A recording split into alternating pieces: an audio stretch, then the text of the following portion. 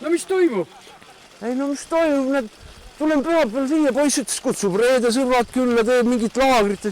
Tulen mina siia, vaatan, ühed teevad süüa. No näe seal, nagu puid. Ma pole palunud aga midagi, palka ei küsi.